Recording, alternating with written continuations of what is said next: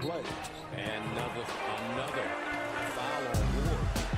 His third for setting a screen. Because of physical play, although Jordan Taylor just got caught with a moving screen. Pick and roll. And a foul. Offensive foul coming up. Ken Valentine standing right there. Says, Izzo dying for a moving screen.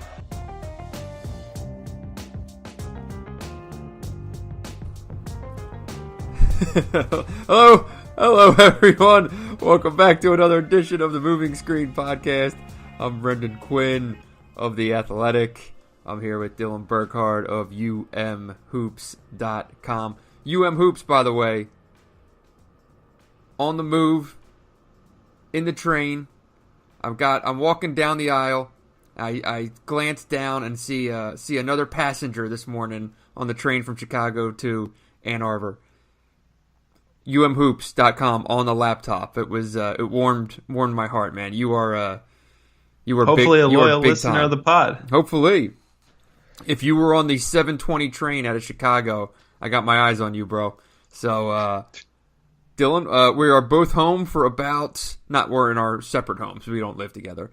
For about 20 minutes between Chicago and Des Moines. Basically, go home. Shave, do some laundry, pay attention to the airport. Pay attention to the respective people and animals in our lives, and then back at it starting Thursday in Des Moines, Michigan versus Montana, Michigan State versus Bradley, both 2 seeds. We'll get into all of that in a little bit here. We'll kind of go into both teams' first round matchups and their draws all together, but we will start, Dylan, with the game on Sunday. Michigan State with the season sweep, Big Ten regular season champions, Big Ten tournament champions on their own. 3 wins over the rival. Crazy impressive, I think, and well-deserved. They made the plays in winning time. They definitely made the plays in winning time, and it was pretty much not the same game, but a very similar narrative to the first 2 games where Michigan looked like they had control of the game, and then this time, actually, Michigan State came back, took the lead, or tied it up, I think it was, right? And Michigan battled back a little bit and looked like they kind of might have figured out some of those issues they had. And then Cassius Winston just went and stole the game. Yeah, I mean, Michigan State, it just has a way of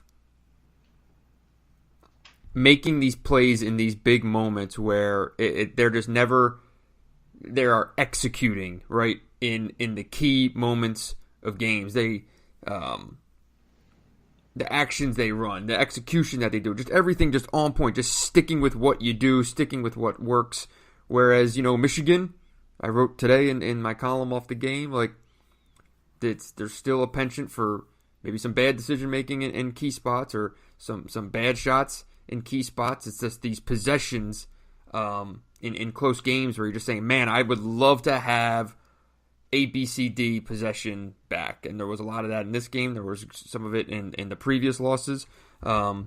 Michigan State, on the other hand, though, like it's the exact opposite. Beeline could have been more clear about that, right? In postgame, when we were in the tunnel talking to him, he says, you find one bad shot that Michigan State took and you can't find it. And, man, that... You want to talk about a team that's built for March. When you have an opposing coach saying stuff like that about you, it says a lot for where Michigan State is right now. Yeah, and it was like Michigan made some adjustments to how they defended Michigan State this time around, right? You saw, we talked on the pod, I think, amid all the sirens, and I said that one of the keys would be Michigan State's 2-point shooting, right? Because they made like 60% of their twos in the first 2 games. And that's really a kind of a barometer of Michigan not being able to stop them. This time Michigan held Michigan State to, I think it was like low 40s, 2-point shooting, which is really, really good. But to do it, they had to overhelp and lose Matt McQuaid, who played basically the game of his life. But what that really spoke to was that Michigan had to throw away what it wants to do, right? Like, all year, last 2 years, 3 years even, we've been talking about Michigan defense prevent 3-point attempts. Michigan State attempted, I think, 23 Last night it was, yeah. And that was, I think, the second most Michigan's allowed any team to take all year. So it really speaks to just how dominant this Michigan State offense can be. There's not one way you can stop them. You take away the roll man, they're just going to beat you from three. You take away the three, which Michigan did the first two games pretty well, they're going to beat you inside. And then it all comes back to Cassius Winston, and he just masterful with how he controls the game and makes plays. And then you take everything else away, and he'll just go and get to the basket and throw up some ridiculous shot that goes in and changes the whole game. Right, and even still, with all of that, at the end of the day, it was Michigan State going on a 10-0 run in the last 2 minutes that won the game. I was thinking still with when Livers hit the three with 2:29. When he hit that, I thought that might have been the dagger, or the big final kind of momentum swing, and then right back, McQuaid just balls, right? I mean, just drilling that three. I think it was right over Simpson, who was on the closeout. Every closeout was late on McQuaid. He was just by himself all day. But those closeouts, I guess they weren't closeouts because he wasn't right. He wasn't being guarded because they were trying to take away the middle, right? But then that Tillman layup over Teskey, I think with like 1:20 left, right? It was kind of flipped it over the top, and Tillman caught the ball, didn't panic, collected himself, and he was in that really weird position, right?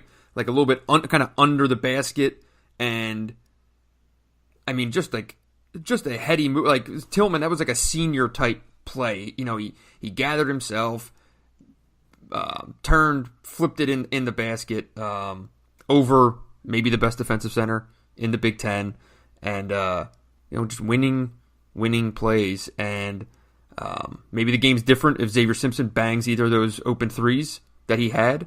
But you know what? Like, Michigan State made those shots, and Michigan didn't. And that's why Michigan State is 3-0 in the series this year. And that's what it came down to. Yep. Every time, Michigan not making the important plays in the important times in these games against Michigan State. Mm-hmm.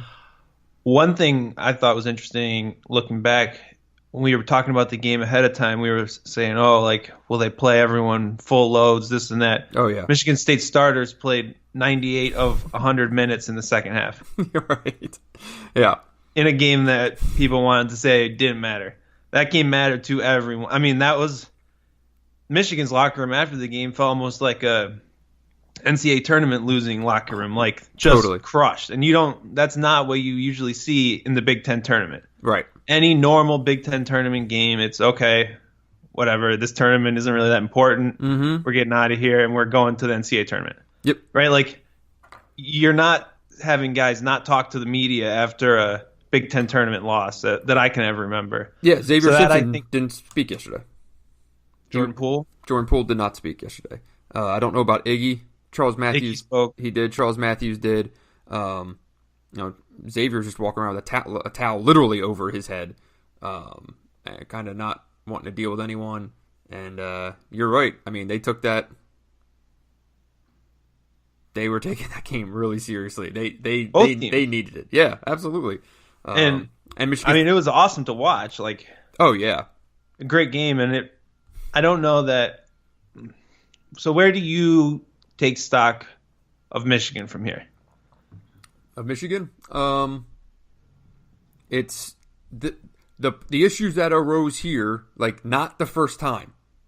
John Beilein's been talking about this multiple times after losses, or even out of wins. That it's just better decision making, valuing possessions, taking the right shots, trusting the offense. Like, anytime one-on-one play rears its head is when things go sideways, and the team just isn't good enough offensively to rely on moments like that. And I thought Beilein said it perfectly at the end of the game, where he said that, like, it catches up with you. Yeah, Iggy Brasdeikis hit a couple threes in the first half that you were like, man, great shot, but it's a great shot because he made it. Like, I don't know if that was a great look. Maybe one or two of them, right, that you some of them were open, and a couple of ones were jacked a little bit. But then the second half, some of their shots, you're just like, well, man, you really want that back, don't you? There was one with like 22 seconds left in the shot clock, and he just kind of fired it away, and you just don't have that margin in trying to beat a team like Michigan State. Can you do it against Maryland or whatever, a lot of these other Big Ten teams? Yeah. But if you're playing Nevada, if you're playing Texas Tech, like, that possession is worth its weight in gold, and you can't piss them away because Michigan isn't good enough to do that. What about you? Yeah, so I definitely agree with that in terms of throwing away possessions, and kind of what it comes down to for Michigan is they're almost trying to go for that knockout blow, right? Mm-hmm. You're up 8 and you take a stupid 3, all of a sudden it's down to 5. You're up 5 and you make a dumb play, and then it's down to 2. If you're up 8 and you make that pull up 3, all of a sudden, like, the game could be over. Yes, but they don't have that consistency to how they play offensively, and I think that is what catches up to them. As far as where things stand, though, it's interesting. If you look at the last couple weeks, they've lost 3 times to Michigan State, but around that, they're 6-0 in their other 6 games, and they have wins over 5 NCAA tournament teams. Yeah. 2 on the road, 2 on neutral courts. Yeah, the way I worded it in my story today was, this is probably basically playing off what you're saying here, but it was, so I have them since January 19th. They closed the season with an 11-5 record, with 12 of those games against NCAA tournament teams. So it's the same way of saying different way of saying the same thing, but yeah, you're like, to your point, yes, like, not a lot of teams can say that, and that's pretty impressive. Because against teams other than Michigan State over the last month, they've looked really, really good. Mm-hmm. And so that's just, are we going to just completely sell on Maryland, Iowa, and Minnesota? Maybe.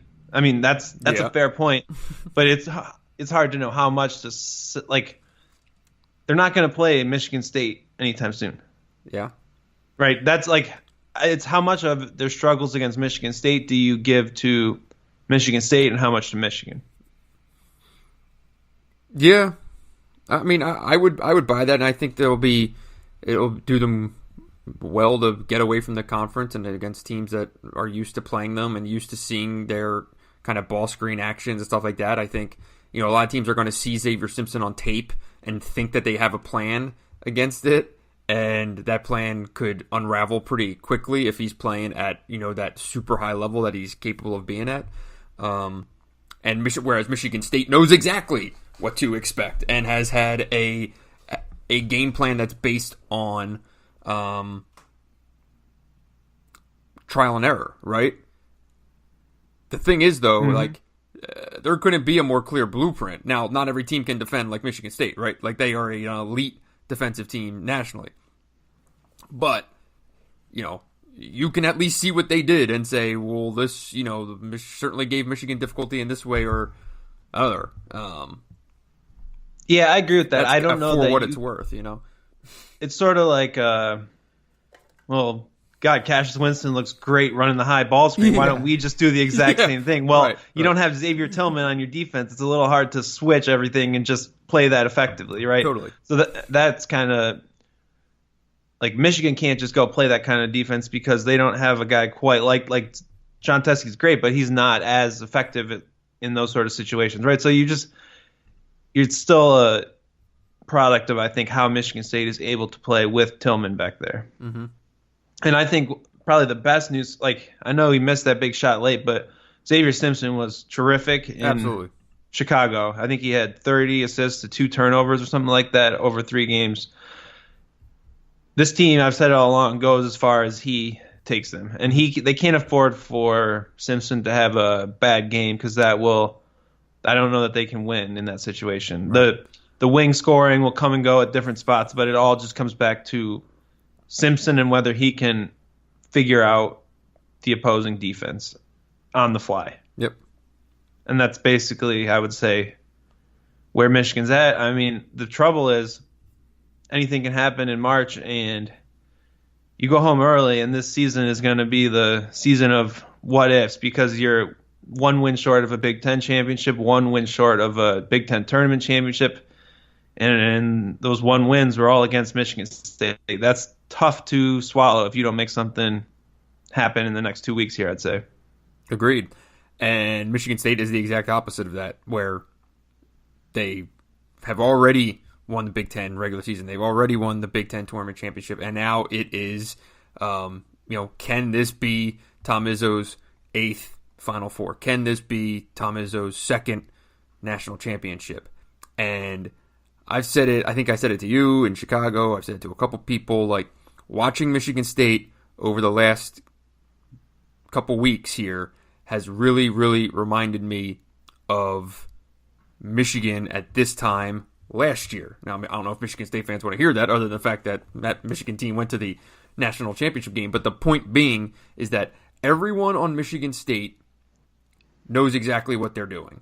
On their, just in terms of their assignment, their role, their job, they are as united in purpose as a team that you'd want to see at this time of year. And that's how Michigan was at this time. Like, the reason that they were so hot was not a coincidence, and they were not blowing teams out other than Texas A&M, right?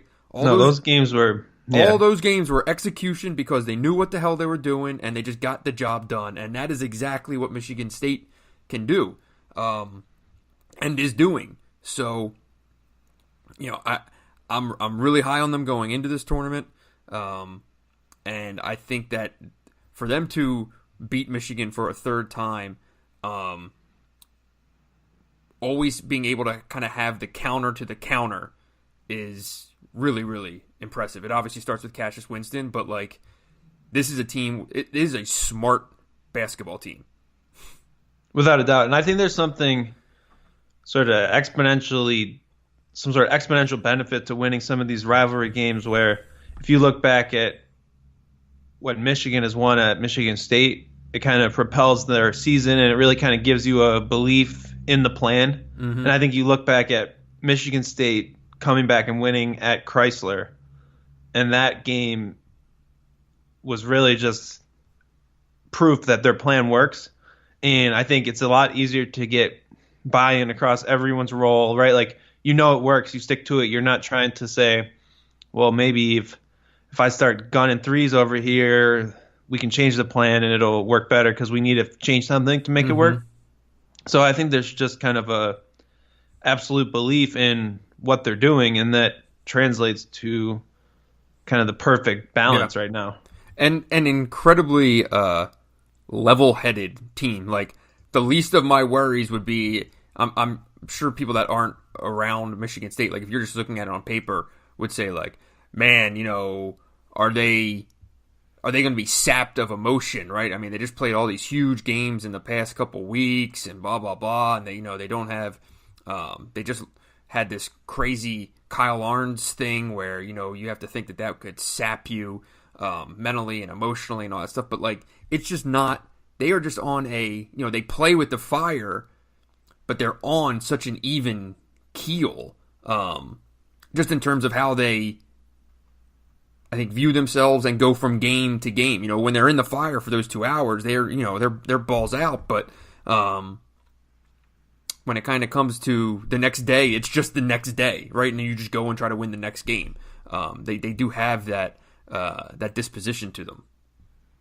Without a doubt. I guess my worry with Michigan State would be that eventually going to run out of a little bit of gas, playing guys heavy minutes, and I think that's probably okay, but that's not usually how Michigan State is operated. And I wonder if that sort of could catch up to them at some point. I don't know. Goins played 40 minutes. Winston played 38. McQuaid played 39. Henry played 35. You're down another guy with Kyle Arns, right? Like, you have all this. Yeah. There's not a big. Even in the first half, you saw Xavier Tillman get into foul trouble, and that was a whole situation and really allowed Michigan to take advantage of the game. Right. And you're now going the dreaded Sunday night, Thursday road trip turnaround. Not easy. I mean, I wouldn't say that, like, I have any real worry of Michigan State not making it out of the first weekend this year. But this will certainly test, what gas they do have in the tank right now. Beeline, after he spoke in the hallway, said we were just kind of talking on the side, and he goes, I immediately think back to being in the Big East when Jim Boeheim's theory was like, you either have to you either want to win the championship game or lose in the first day. Like the last thing you want to do is play all the way to the championship game, use all those minutes, and then lose, and then have to do possibly a Thursday turnaround, and that's exactly the spot that Michigan finds itself in. That's not ideal at all. Yeah, because Michigan 2 years ago won it and carried that momentum through the first weekend with a lot of momentum. I don't remember who they played Wisconsin that year. I don't remember how their tournament went, but it's not always easy to lose and turn around in that spot. That's for sure. Mm-hmm. Do you have any other thoughts on the Big Ten tournament as a whole? I thought Chicago was fun in terms of the game atmosphere. It's kind of weird because United Center is like not in like downtown proper. It's kind of way out on the little outskirts kind of downtown, and is a pain in the butt to get to. But for what was a long week, that championship game was pretty awesome. It was the environment in there was awesome on Sunday. Yeah, you and I were sitting right at half court. You could kind of like feel the swings back and forth. Yeah, it was awesome. But Chicago is the worst Big Ten tournament host city. I wasn't going to go and just bury the town, but yeah, I agree with you on that.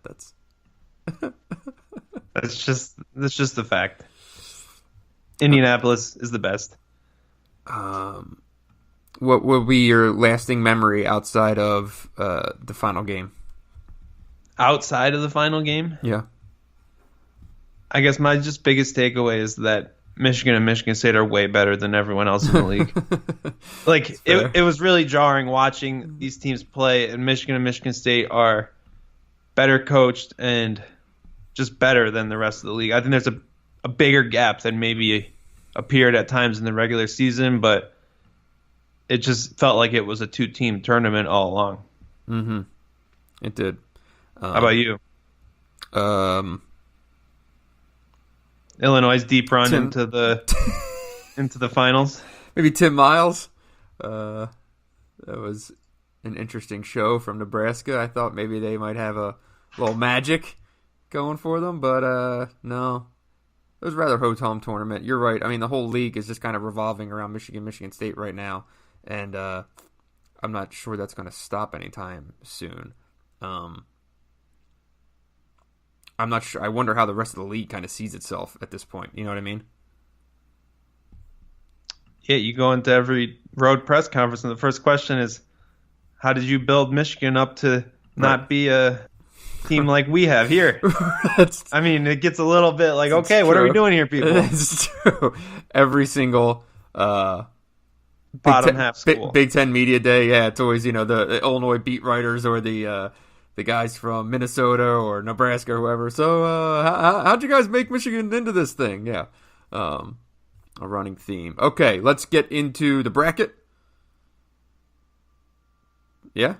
Yep. Who are we starting with? Geez, there wasn't a lot of energy out of you there, man. What? I was looking for a little excitement. Yeah, let's get into it. Okay. We will start with Michigan State. All right.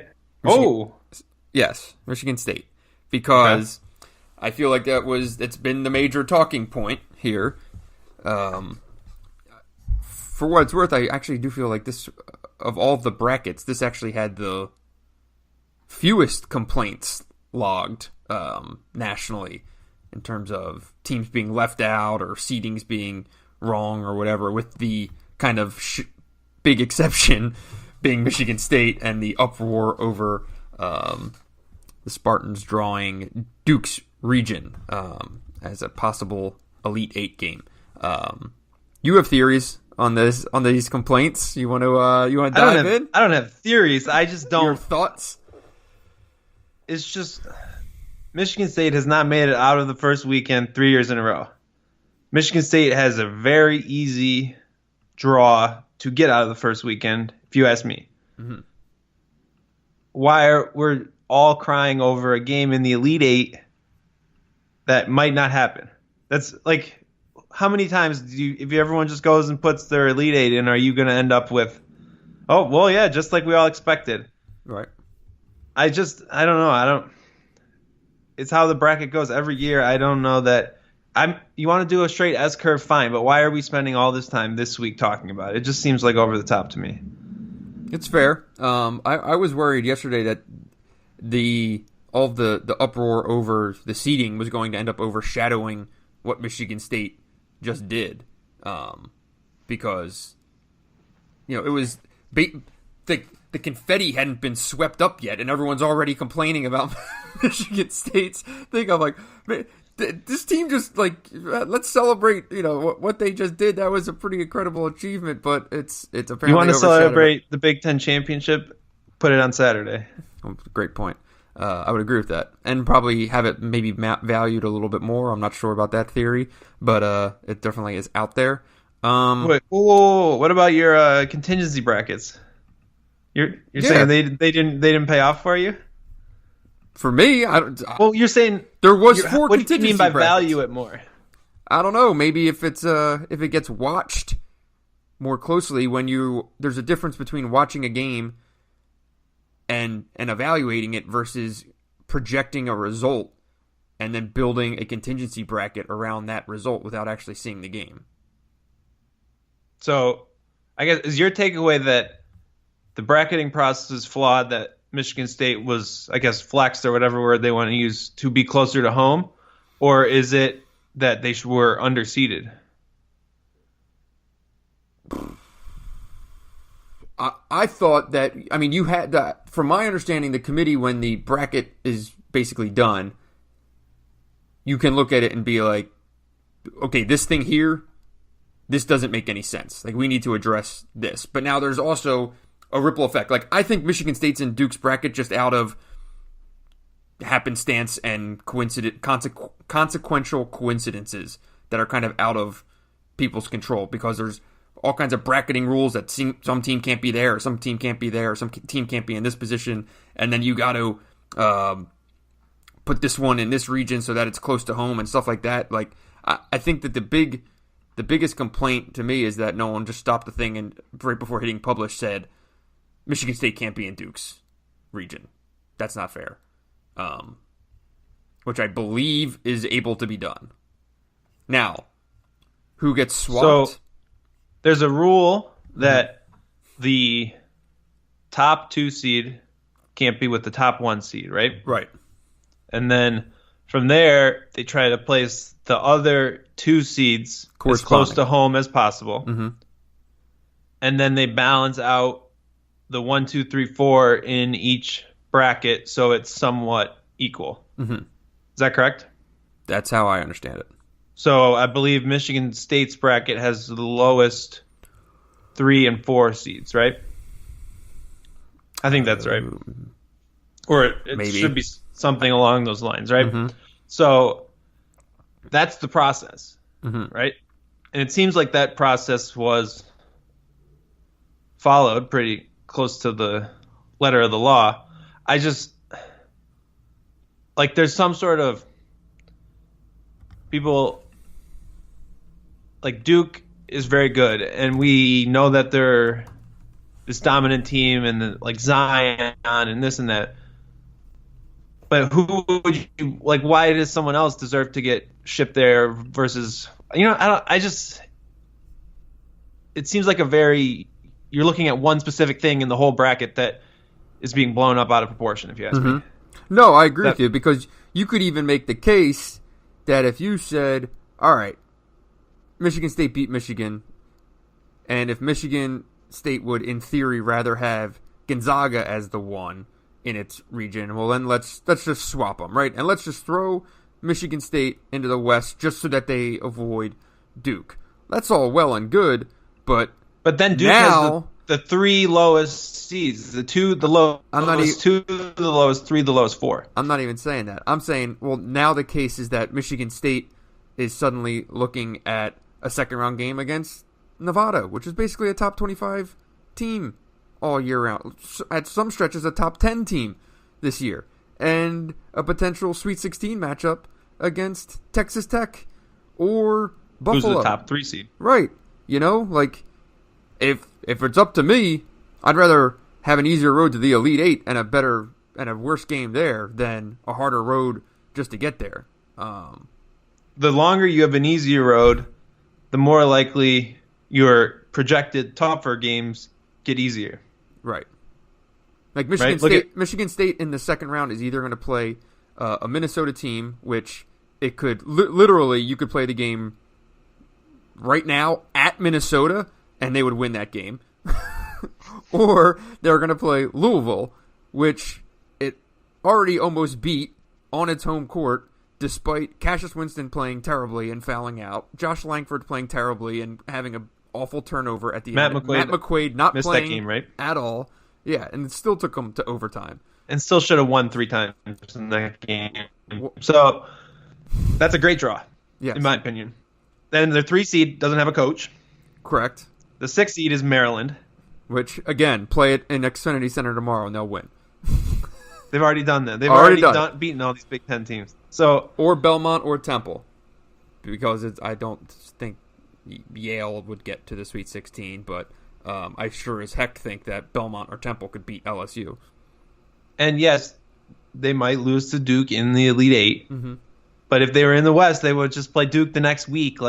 Right. It's not a national disaster that the two teams, the number 2 seed is with the number 1 seed. Mm-hmm. It just isn't. And maybe we get that game and we can talk about it some more, but you just don't know. It's just, I don't know. It's over the top how people are acting like it's an outrage. And focus on what Michigan State just did. Focus on what Michigan State can do this week, and then worry about the regional. Right. But I guess you have to have something to rant and rave about for a week. And yeah, I mean, it was also the timing of it too. Just a big kick in the balls. You know, you're celebrating the Big Ten championship, and then all of a sudden it's just boom right out of the gates in the selection show. 2 seed in the East, you get Duke, and I think it was just.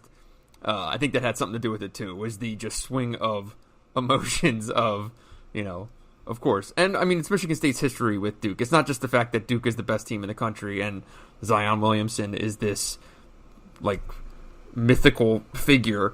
It's also, you know, it's Izzo's history against K and Michigan State's general feeling that just can't beat that program. In my opinion, though, like. This team, the way they're playing and all of the stuff that's going on, I think they've got some pixie dust on them. And I'm like, if any team that Izzo's going to roll out there right now, between now and the end of his coaching career, that could finally do it, right, and slay the dragon and beat Duke and go back to the Final Four, like, why not? You know, here's one. Do it. Would you rather play Duke on short rest or a week to prepare for the Final Four? Well, short rest, obviously. So maybe it's an advantage. There you go. Okay. How about that? And I also want to point out, I don't know if I said this on the pod or not, but I wrote it at some point. All along, looking at the bracket projections, the 2 seed in the West is where you want it to be. And it always kind of seemed like that would actually be a lower seeded 2 seed. So it kind of played out like I expected. Because of the way the geographic protections work, the lower teams, there's not any good teams on the West Coast. That's really what breaks the principles. Mm-hmm. Is there's Gonzaga and everyone else. There's no one else that you want to keep home in the West. So everyone gets shipped to the West. It's the same that happened last year, and it happened again this year. Whereas there's no home advantage for Michigan, Texas Tech, Florida State. So they're all lower down in that seed list. So I would be fine with going to a strict S-curve and just start it with the number 1 overall seed at home, and then other people get put other places. But I think there's more. Like, I think it's crazier to have to be North Carolina and look at a Sweet 16 game against Kansas in the Sprint Center. Mm-hmm. I mean, That's a travesty. Right. Fair. That's like their home Reno, their second home. Yeah. Cincinnati's playing Tennessee in the second round in Columbus. So there's weird stuff all over the place. I don't know. Agreed. You can't make everyone happy. Right. And I want to see Michigan State Duke, and I think Michigan State fans should want to. It's like you're either going to play them in the Final Four or the national championship game. If you're going to want to win the title, there's a decent chance it might have to go through Duke. So why not do it? Okay, Bradley in the opener, a 9-9 team from the Valley. Not great in terms of efficiency numbers and the following. If you look at just the 4 games they played in March. Despite winning the conference tournament and beating Loyola, their efficiency numbers down the stretch weren't actually that good. They're pretty good defensively, and I don't know. I don't really see this being much of a game. I almost feel like if you're pissed off about drawing Duke, you can take solace in knowing that they might have, I don't know if Abilene Christian's any good, but they might have gotten the worst 15 seed available. Yeah, I mean, some of the offensive numbers are really, really, really, really ugly here. So the Valley's a really bad offensive league already. I think they're 27th out of 32 leagues or whatever. And Bradley finished 6th. They scored a point per possession in just a brutal league. They basically can't make 2-point shots. They shot 45% on twos in the Valley. Michigan State is the best 2-point defense in the country. A couple of things I did write down in my quick little research here. They have a good pick-and-roll defense. Mm-hmm. Probably not a lot of Cassius Winstons running around in the Valley, but you never know. They are not great defending post-ups. They are also very good transition defense. So might be a spot for Nick Ward here. Getting a little back in the flow of things, get some post-up touches against a team that is not particularly big or good defending the interior. The one thing they are good at on offense is shooting threes. They're an accurate three-point shooting team, and they need to be because they don't do much else.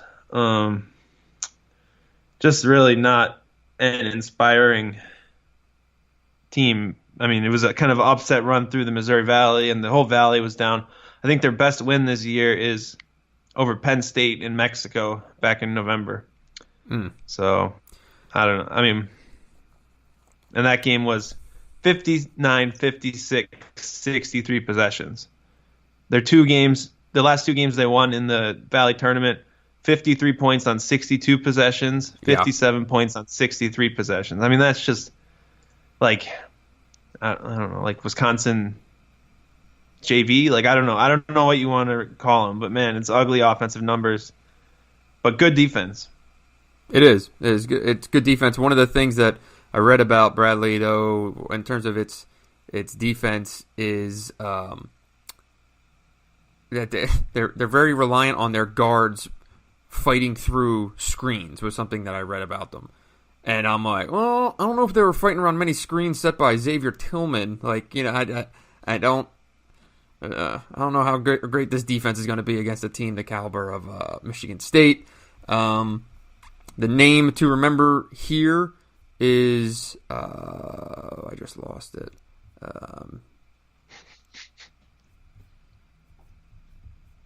Darryl Brown, little 5'10" guard, yeah. Yeah. Second team All Valley guy, efficient 3-point shooter. Yeah, he's a ball screen guy, off the dribble jumper guy. Yep. 35% on twos. Oof. A lot of pull-up J's, I would think, there. An interesting note, Dylan, did you get the Hoops Vision? I did. Preview? It's pretty good stuff. Shout out to Jordan Sperber. Everyone should go buy a copy of that. Yeah, it's good stuff. It's great. I love their pre-tourney efficiency comparisons. Well, they'll take the team's efficiency numbers and compare it to, like, basically within a point or two, I think, of teams past that would have, like, matching offensive and defensive numbers. Oh, God. Did you look at it? No. How many teams had a None. Well, I mean, their offense is bad. They found a number of teams. The thing is that none of them have ever won an NCAA tournament game, or since 2002 is when these efficiency numbers go back through. So I think this would be pretty stunning if it's even a conversation. Yeah. Second. So the Ken Pom number is 78-57, Michigan State. Yeah, I'm taking them to. I would take them to cover whatever the number is. I would take the Spartans up to 25. Yeah. Now the second game, in Des Moines, in this little pod is fascinating to say the least. Richard Pitino coaching against Louisville. Like I said, I'm not exactly thrilled to have both Michigan and Michigan State. I'm not exactly thrilled to go to Des Moines. I might sit up in the stands to watch. I've heard good things about Des Moines. It is. There's a really good food scene. I just wanted to go somewhere not in the Midwest after a year of covering two teams in the Big Ten. And I'm good on another trip to Iowa. So, 60-degree highs this weekend. I know, busting out the golf clubs.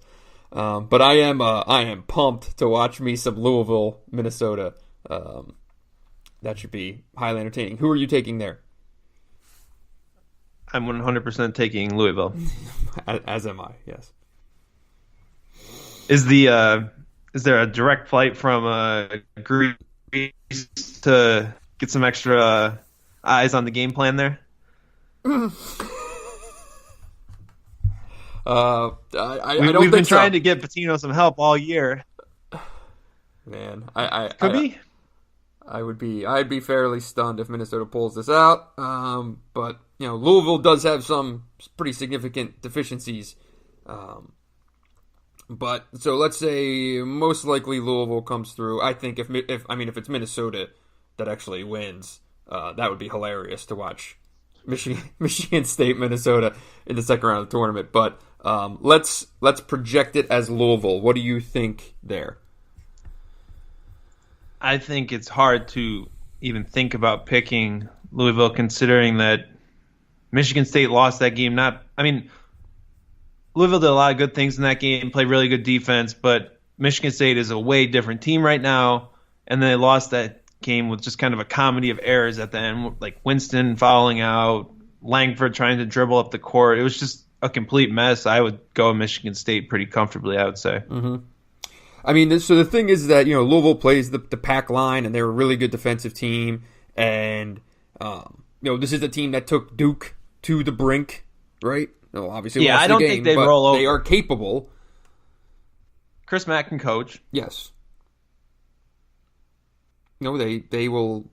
I'm trying to find their efficiency numbers down the stretch here. Not great. They've won 3 of their last. They're 3-7 down the stretch. Very much going the wrong direction. But you play Duke, Florida State, Virginia twice at the Carrier Dome. And then North Carolina on neutral. Like, they're not going to be shell shocked by playing a team like Michigan State, right? Like, you get the 7-10 game, you usually get a really good mid-major that wins a bunch of games and is kind of underseeded as a 7, or you get these high major bubble teams that look a lot scarier from the outside. Yeah. Like, you see Minnesota as a 10 and you're like, I see them all the time. I know they're terrible. Yeah. But you see CC's Minnesota and you're like, whoa, they could be all right. You know what I mean? Yeah. So I think Louisville fall into that category of a high major team that they've played teams very occasionally. I don't think you can. That's, I guess, probably the one thing they have going for them is they'll be fine to go and play with Michigan State, right? They're not going to be intimidated by that situation at all, I would say. Totally. And the thing that one of the reasons I like them against Louisville is one of the reasons I like them to go far, period. And that is because not only have they been really good defensively, but what they've kind of figured out, I think, in these wins over Michigan specifically is switching all these screens and doing all these different Louisville's just going to ball screen you to death, basically. And Like Michigan State is fine in that, right? They can switch 1-5. Well, they can switch. Here's a question: Mm-hmm. Have they switched against anyone else? Like, is this something that No, not really. they're going to do? Right, like it's the Michigan game plan, but I wonder how that carries over against other teams defensively. But the difference is that it's something that you have in your pocket versus something That's true. that in previous years they did not have in their pocket. That is very true. And it's something that you can go to on the fly, or something you can game plan for, because I imagine they like how it's looked so far, right? Like this is kind of something that they've discovered they can do. Out all right. Yeah, right. So maybe stick with what works here. We'll see, but I think that when you have that as something that you can throw out there and believe in, and you know how it works, and you know that it can work, that's quite a luxury to have. How far do you have State going? Well, hold on. I want to add one more thing on Louisville. Okay. Outscored ACC teams so they only are 10-8, but they outscored ACC teams by 7 points per 100 possessions. That's a pretty good number. Mm-hmm. That's like about where Wisconsin was in the Big Ten. I want to say maybe like between Maryland and Wisconsin. So that tells you maybe don't look at all of those losses. And I mean, that's why they're 17th on KenPom.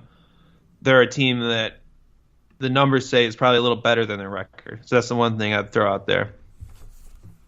Mm-hmm. How far do I have Michigan State going? I would say the Elite Eight. I think LSU would be a really fun game to watch because Tremont Waters and Cassius Winston are both ridiculous ball screen point guards. Mm-hmm. And I think both kind of have the flair for a matchup like that, and it would be just an awesome game. I also think LSU has some dudes who would not really they'd be able to go, like, that's a good team, but I can't buy into a team without a head coach beating Tom Izzo on a week prep in the second weekend of the NCAA tournament. But I also cannot see Michigan State beating Duke. Okay. I have Michigan State in the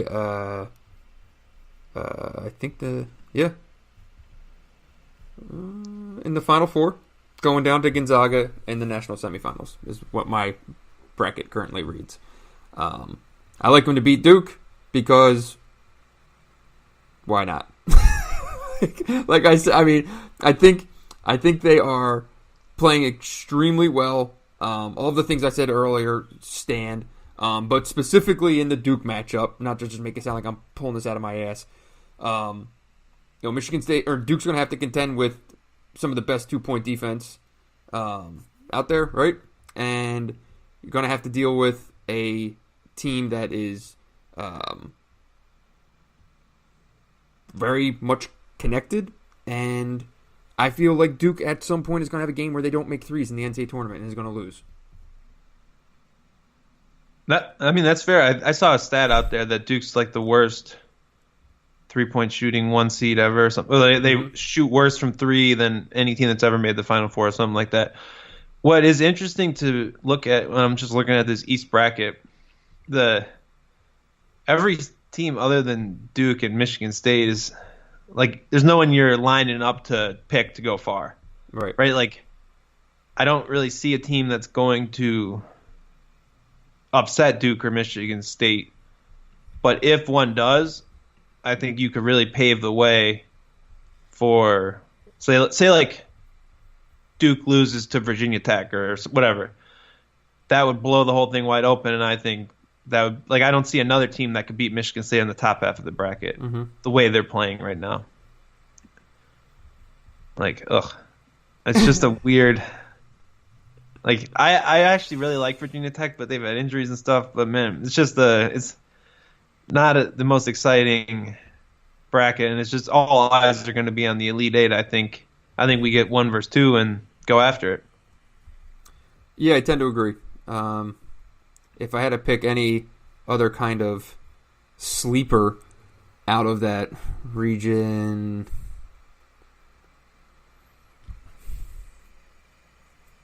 I'd probably say either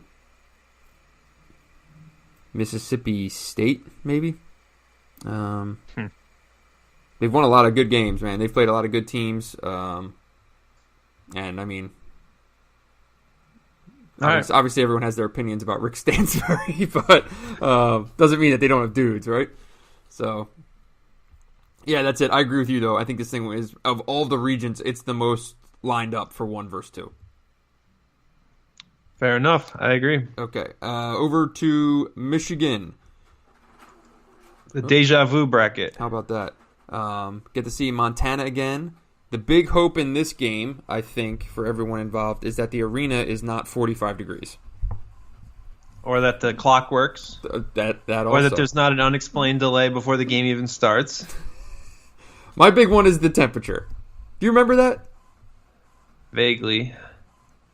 It was like randomly like 45 degrees in that arena. I don't know. Whatever. I'm just complaining. All right. Just complaining. So another matchup with Montana, very much a similar version to what was seen last year. I think it's like 6 or 7 or something like that. Players back, some familiar names.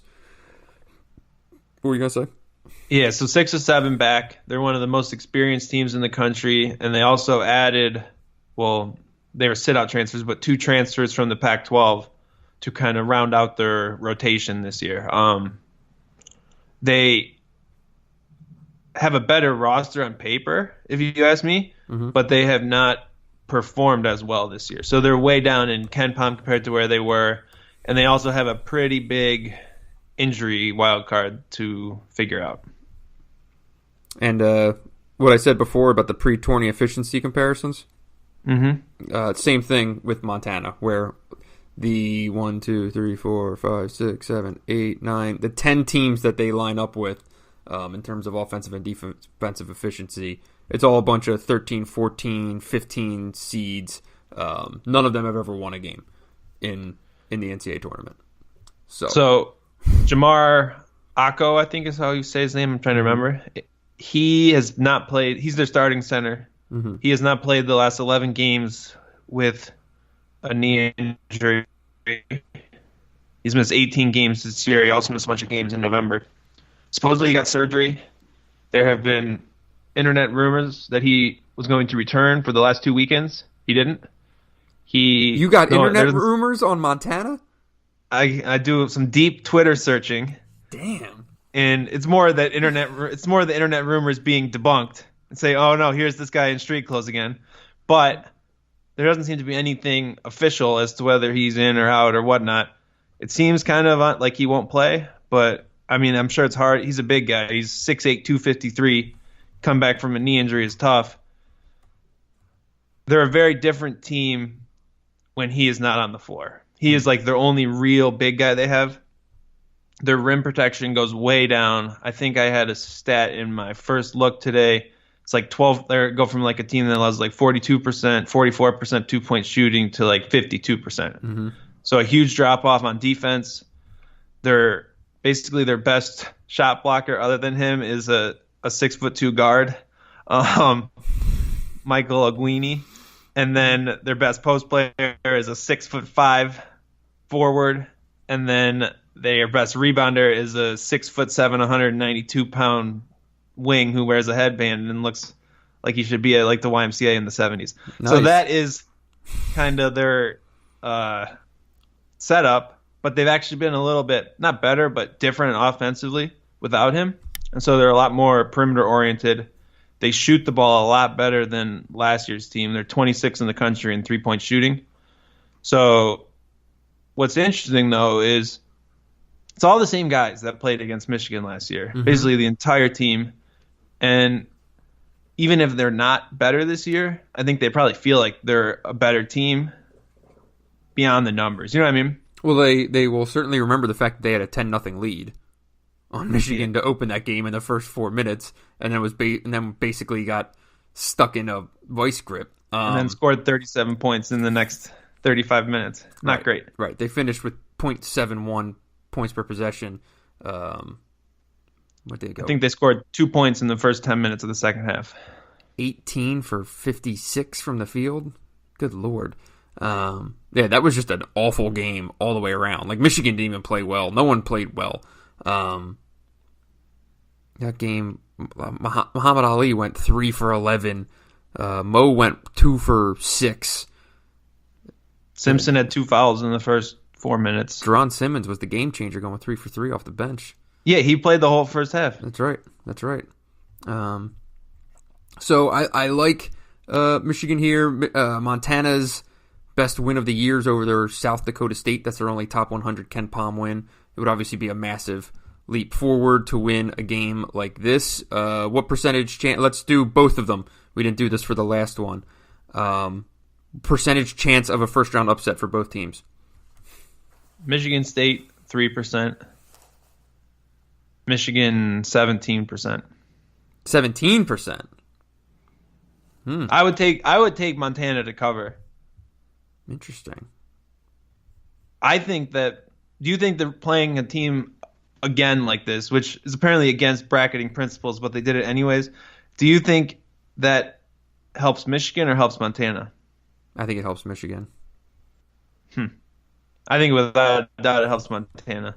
I think Beeline eliminates the chance. I think Beeline having them on film and being able to say this team came out 10-0 on us last time is pretty valuable. And they just lost to their rival. That's right. I think it eliminates the chance that they come out and just are completely unprepared and just get run out of the gym. I don't see that happening. I think they are confident that they can hang in a game and keep it respectable. But maybe I'm wrong. Been wrong before. And what I certainly think Michigan State is still kind of built to torch teams, right? They can get up and get out and running and put together, 15, 18, 20 to 2 or 3 runs and stuff like that. Michigan kind of puts together 11-1 runs over 17 minutes and just grinds you down. And that's what we saw last year in this game. Right. Ken Pom has this one, Michigan winning 74-57. I will give it a 2% chance for Bradley. I will give 2. That Michigan State gets upset, I'll put it at 2% chance. It's not happening. And Montana, I'll put it at 6%. Ooh. Okay. Yeah. So, I don't know. What about Nevada, Florida? Well, I mean, Nevada as a 7 seed is very scary. No, not to just discount Florida. I saw them live. I saw them in person once this year for Michigan State's game down there. They did not. It sure as hell didn't look like an NCAA tournament team that day. I assume they've gotten better. I have not watched them play a full game since. I like Nevada to certainly advance. It's hard for me to imagine all these upperclassmen guys who have all these big hopes and dreams this year going out in a first round to a team like Florida. So I say Nevada gets past Florida by 7. Okay. Nevada to me reminds me kind of of Montana, where they're all year they've just been. It's all about getting back to the NCAA tournament, and their whole regular season wasn't particularly great, but they're here and this is what they're there for, right? And you're at a school a mid-major. This is how you prove your worth. And it seemed to me that Nevada kind of just threw in the towel on the regular season. They had some really bad losses. They got drubbed by New Mexico. I mean, it was a weird season, but they have a lot of dudes and they can play, and they've beat good teams in the NCAA tournament. On the same hand, they got pretty lucky last year in the NCAA tournament. They had a crazy overtime win against Texas and then had a huge comeback against Cincinnati and then lost to Loyola. I think that Michigan's ability to control pace and tempo would be really key against Nevada, and I also think that could be an issue for them against Florida. Whereas Florida's a really good disciplined defensive team that just can't really score. And I don't know that the Wolfpack play many teams like that out west. They want to run and gun, play 70, even 80 possessions, and Florida or Michigan is not going to let you do that. Nevada's faced the most zone defense of any team in the country, apparently. You're going to give Jordan Sperber a shout out for that, or did you find that somewhere else? No, it's all on the Hoop Lens. It's a great stat. That's pretty interesting.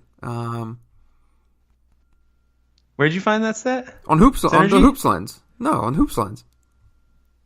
Or Hoop Vision. How do they have zone Hoop Vision. Hoop Vision, yeah, Jordan Sperber. That's what I meant. I'm sorry, I misspoke. Relax over there. Jesus Christ. Just trying to give the man his credit. So, good stat. So there you go. John can just roll out the 1-3-1. No problem. What's the big deal?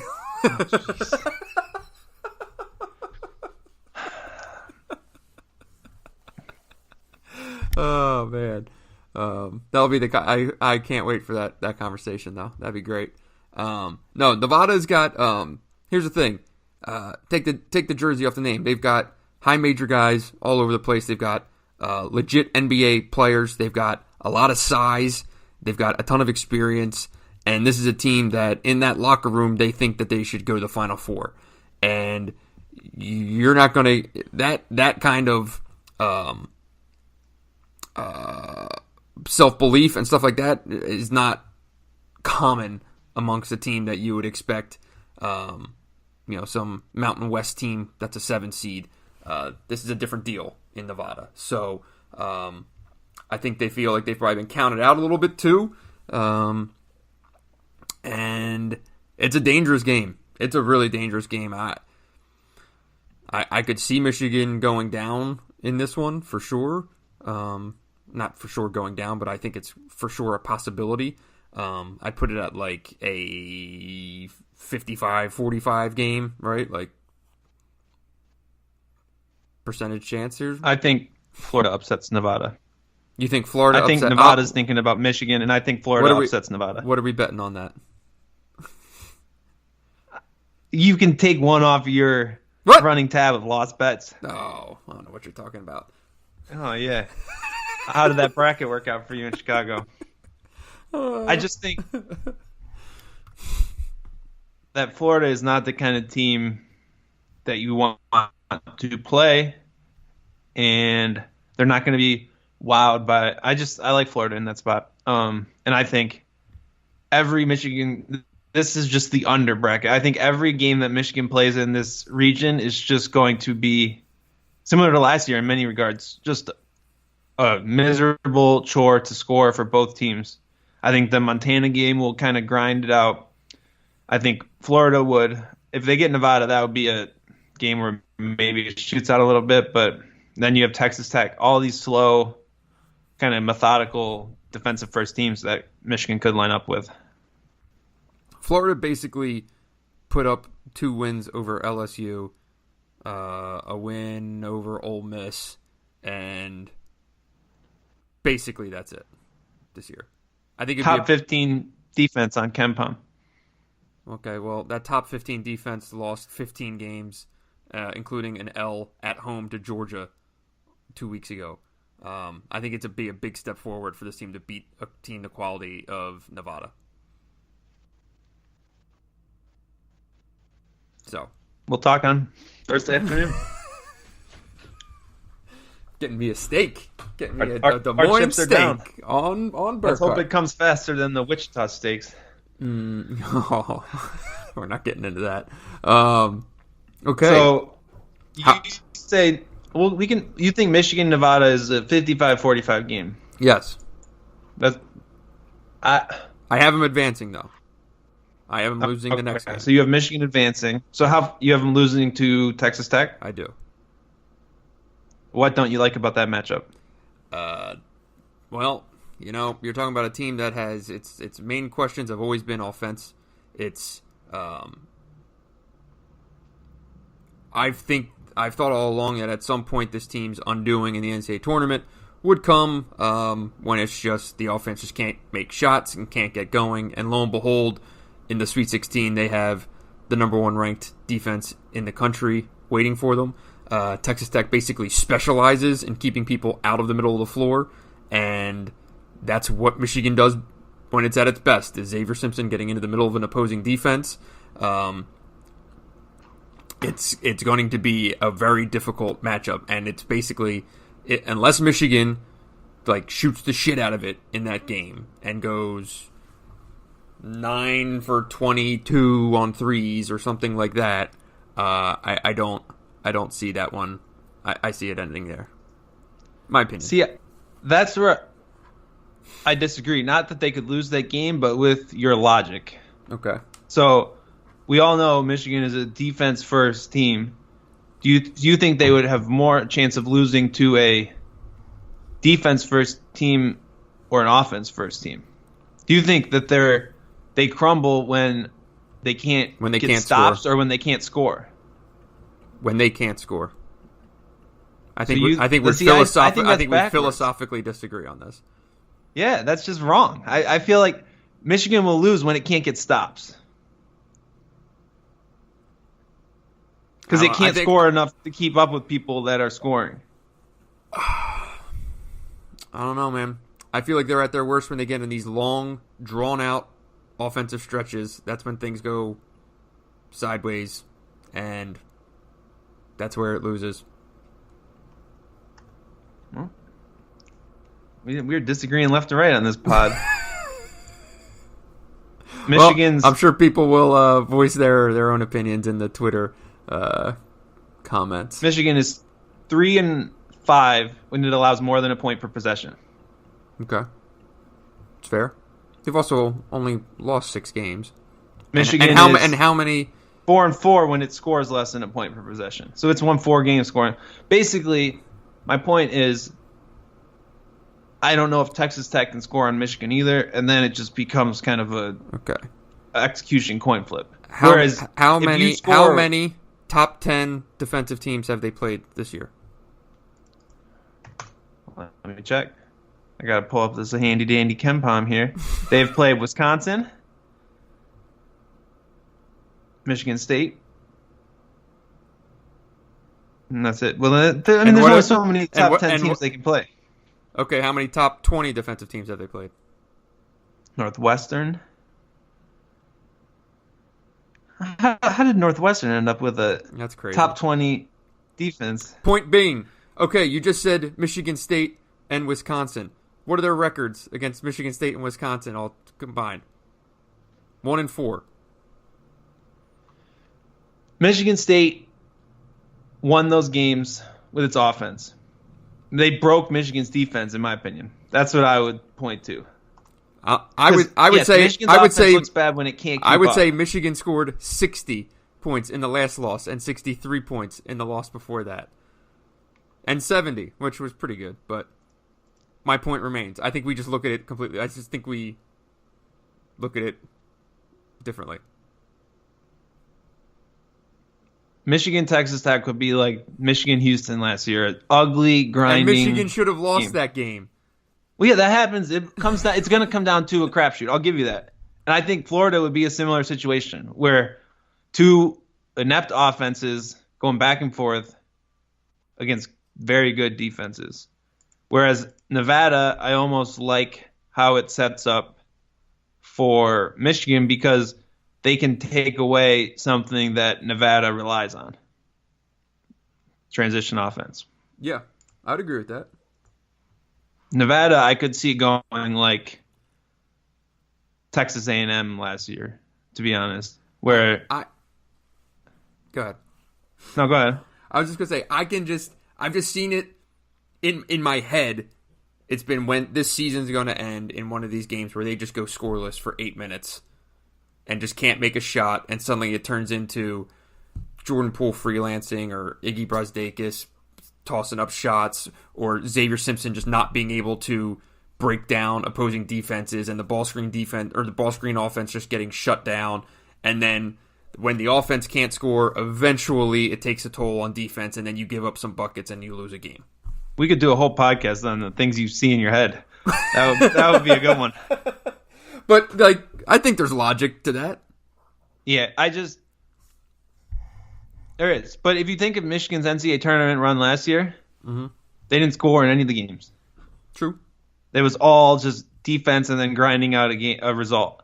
So I don't know. I see what you're getting after, but I think their worst matchup would be a really dangerous half-court offense.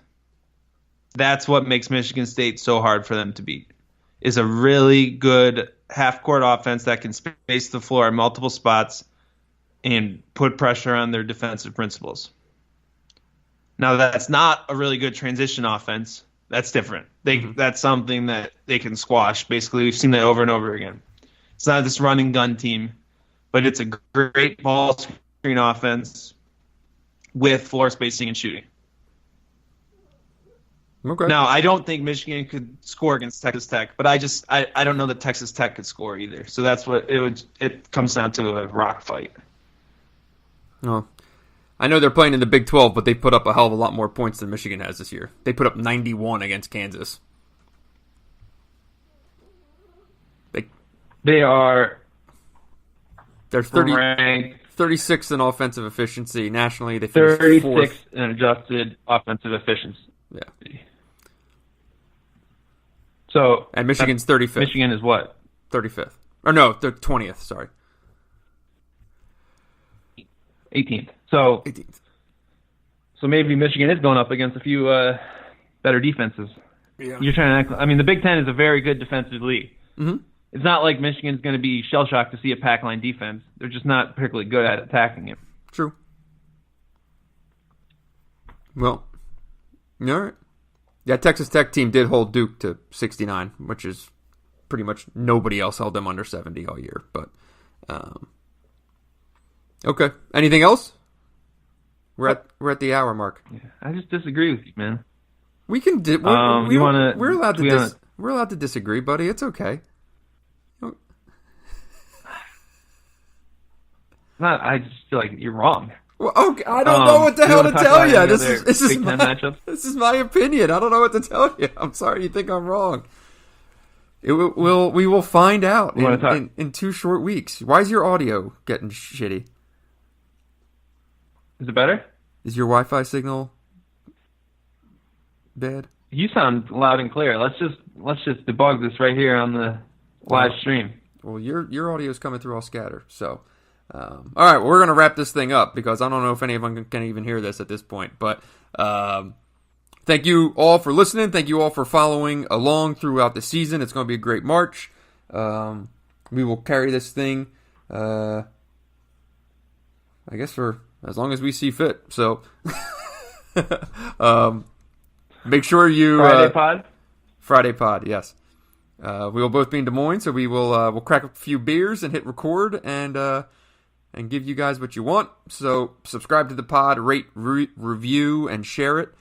Subscribe to umhoops.com. I think Dylan's analysis of these matchups for Michigan fans, at least, will be as good as anything that you'll find out there. So make sure you're checking that out.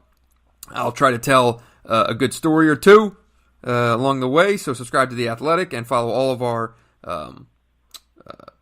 NCAA tournament coverage from across the country. We have everyone in every site. And also join our bracket contest. If the winner gets a free lifetime subscription to The Athletic. So not bad. And that'll do it. You got anything else, Dylan?